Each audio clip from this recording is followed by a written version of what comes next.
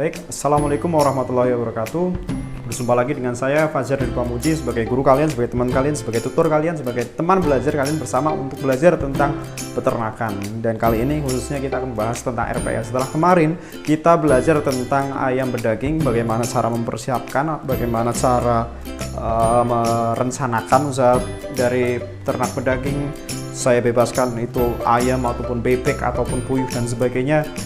Itu adalah rencana kalian, dan kali ini saya mengajak teman-teman untuk belajar bersama terkait dengan RPA. Jadi setelah kita mengusahakan sebuah usaha yaitu budidaya untuk ayam berdaging, maka kita merencanakan lagi bagaimana kita mengusahakan setelah budidaya itu dilakukan, yaitu dengan apa yang harus kita lakukan dengan ayam potong tersebut, ayam hidupnya. Baik, kali ini kita ada di kita melihat sebuah profil dari perusahaan yaitu GIS. Teman-teman nanti bisa lihat lagi profilnya. Yang ingin saya tunjukkan adalah bagaimana mekanismenya. Pertama tadi datang, kemudian ayam langsung ditimbang, kemudian disesuaikan datanya, kemudian ayamnya masuk dan dikantung, kemudian ayamnya di scan, di stunning itu di pemingsanan, bukan mati ya. Kenapa dipingsankan? Kenapa? Karena supaya lebih mudah untuk disembelih satu persatu, tidak lepas ketika disembelih dan sebagainya. Kemudian setelah disembelih satu persatu dipastikan sudah mati, maka ayam tersebut dimasukkan ke dalam air yang mendidih, air yang panas, sehingga nanti memudahkan ketika pencabutan bulu. Ini prinsipnya sama seperti pencabutan bulu biasa di pinggir jalan dan di pasar dan sebagainya, teman-teman ketemui setiap harinya seperti itu. Dan ini kita lihat sebuah flaker ya, pencabutan bulu yang kapasitasnya besar, ribuan dan continue gitu ya kerjanya. Dan ini tidak berhenti ketika istirahat saja gitu loh. Dan setelah masuk flaker maka otomatis sudah bersih seperti itu. Kemudian dilakukan pemotongan kepala. Jadi ada petugas yang khusus untuk memotong kepala saja, ada petugas yang khusus untuk memotong kakinya saja gitu.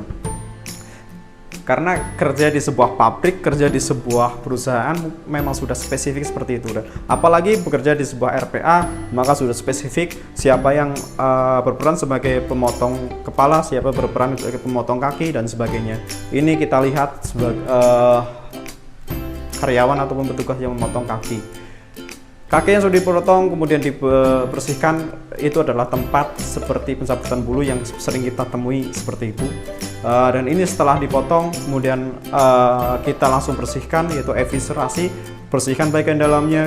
Ada yang menyobeknya dulu gitu, menyobeknya kulitnya di bagian belakang bawah dari ayam, kemudian ada yang berperan untuk mengambil jeroannya dan sebagainya. Itu sudah terspesifikasi sekali lagi teman-teman. Kemudian teman-teman kita lihat di situ semua jeroan diambil, dipisahkan hatinya, dipisahkan yang lainnya. Karena apa? Karena akan dikemas masing-masing gitu loh. Akan dikemas masing-masing karena konsumennya juga masing-masing, siapa yang mau hati, siapa yang mau jeroan yang lainnya, siapa yang mau kaki, siapa yang mau paha, siapa yang mau kepala, itu sudah ada. Dan di sini dipisahkan. Tapi ada juga pengemasan yang satu ayam penuh seperti itu. Kemudian setelah ayam ini dibersihkan jeroannya, maka kemudian dibersihkan lagi, kemudian direndam lagi untuk memastikan ayam ini aman gitu. Ini adalah teknik sebenarnya teman-teman. Setelah pembersihan, jeroan sudah bersih, kaki sudah tidak ada, kepala sudah tidak ada, maka sisalah karkas gitu loh. Ini yang disebut karkas, kemudian ditimbang, diklasifikasikan berapa saja kilogramnya. Ada yang 0,9, 0,8, 0,7, 0,6 dan sebagainya, ada yang 1 kilo. Itu dispesifikasikan seperti itu. Kenapa? Karena akan ada pembungkusan masing-masing gitu loh. Karena pembungkusan masing-masing berbeda, setiap karungnya berbeda, dan ini adalah labeling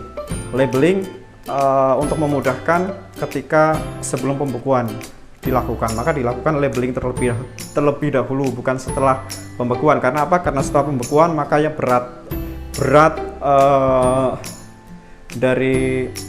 dari ayamnya akan berbeda ketika berat sebelum dibekukan seperti itu, karena ada kandungan esnya seperti itu. Oke, ini adalah cara packingnya, dimasukkan di dalam plastik. Ya seperti itu, sangat canggih sekali. Dan ada juga yang memotongnya seperti itu, kecil-kecil. Ada yang dadanya saja, ada yang pahanya saja, seperti yang sudah saya sampaikan tadi. Ada yang dipisah-pisahkan sesuai dengan partisinya. Dan ini adalah penimbangan lagi setelah dipartisi seperti itu, teman-teman. Skinless dan boneless itu adalah pembuangan apa, teman-teman? Skinless itu artinya tidak ada kulit. Boneless itu artinya tidak ada tulang. Jadi ini di fillet gitu, teman-teman. Ketika di fillet maka dibutuhkan ayam yang besar ukurannya. Kenapa? Karena fillet bisa dilakukan ketika ayamnya ukurannya besar. Contohnya adalah 2 kilo, 1,9 itu minimum gitu. 1,9 ayam hidup, 2 kilo ayam hidup itu minimum untuk di fillet seperti itu. Kemudian setelah dilakukan partisi, setelah dilakukan itu, maka dilakukan marinasi. Marinasi ini buat apa? Marinasi ini diberikan jahe untuk memperpanjang ke dalam penyimpanan seperti itu. Ini setelah dimarinasi maka di packing. Setelah di packing maka akan dimasukkan ke dalam pembekuan, yaitu ruang beku, sehingga nanti akan lebih awet seperti itu. Pengawetan prinsipnya adalah dibekukan. Kenapa dibekukan? Karena untuk menghilangkan tempat ataupun suasana ataupun situasi untuk bakteri berkembang seperti itu. Ketika dibekukan sekitar minus 30 derajat Celcius, maka tidak ada bakteri, tidak ada virus dan sebagainya yang akan tumbuh di situ. Dan sehingga prinsipnya maka ayam ini akan awet selama masih ada di situ. Seperti itu, mungkin bisa sampai berbulan-bulan, bahkan 1 tahun dan sebagainya, tergantung dari penyimpanannya. Oke, setelah dibekukan maka kemudian ayam ini disimpan lagi di ruang cold storage gitu ya. Kenapa ruang cold storage? Karena di sini fungsinya adalah untuk membuat stok dari perusahaan, dari pabrik, sehingga nanti ketika dibutuhkan sewaktu-waktu dalam jumlah banyak, dalam pesanan yang tak terduga, maka punya stok seperti itu. Dan biasa untuk prinsipnya maka first in first out. Ini FIFO. Kita lihat FIFO, first in first out. Artinya apa? Artinya yang stok yang masuk pertama maka stok itu yang harus keluar pertama. Stok yang masuk terakhir maka stok itu yang keluar terakhir. Seperti itu. Itu adalah prinsip dari FIFO. Oke, ini adalah kita lihat bersama-sama. Ini adalah tata kerja dari sana. Ada istirahatnya, ada makan, ada sholatnya. Mungkin teman-teman akan terbiasa ketika teman-teman terjun dalam dunianya seperti ini. Dan saya yakin ada beberapa teman-teman yang akan masuk mungkin ke dalam RPA dan sebagainya. Dan ini sebagai gambaran teman-teman, ketika waktu istirahat, ketika waktu makan, ketika waktu sholat maka sholat. Itu yang paling penting, teman-teman. Kita mesin saja butuh istirahat gitu, apalagi manusia seperti itu. Kita lihat memang mengutamakan sholat daripada yang lainnya.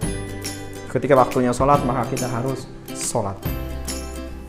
Baik, setelah sholat dilakukan, setelah istirahat dilakukan, setelah makan dilakukan, maka bekerja kembali dengan energi yang baru, dengan semangat yang baru.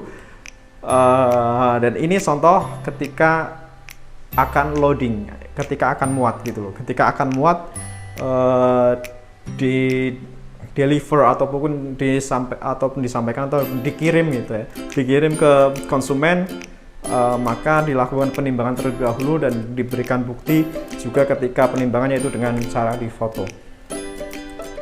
Baik, ini adalah contoh penimbangan yang dilakukan dengan karungnya, dengan kemasannya yang dilakukan. Maka ini adalah bobot yang tidak sama dengan bobot ketika sebelum dimasukkan dalam cold storage ataupun pembekuan. Karena ketika sudah masuk ini maka ada kandungan air dan sebagainya sebagai tambahan. Oke, teman-teman, itu adalah sekilas sekilas dari perjalanan ataupun alur dari RPA, sebuah RPA yang modern, sebuah RPA yang profesional, sebuah RPA yang besar gitu loh. Dan ini skalanya perusahaan, dan selanjutnya saya minta teman-teman seperti biasa nanti akan mengerjakan tugas yang saya berikan, akan mengerjakan form yang akan saya berikan gitu loh. Dan tugas teman-teman adalah nanti menjawab pertanyaan-pertanyaan yang harus teman-teman jawab sesuai dengan apa yang teman-teman inginkan, sesuai dengan faktanya seperti itu. Dan saya minta tidak perlu bertanya kepada temannya. Karena apa? Karena ini adalah masih menyambung sebenarnya, masih menyambung dari tugas rencana usaha yang kemarin. Seperti itu, dengan RPA yang mungkin lebih kecil, lebih realistis, lebih pas gitu loh, lebih mudah direalisasikan, dilaksanakan seperti itu, dan nanti akan hampir semirip dengan tugas yang pertama. Baik, itu saja dari saya. Terima kasih atas perhatian kalian. Tetap semangat dan sukses selalu. Salam cinta dari ujung kandang dan wassalamualaikum warahmatullahi wabarakatuh.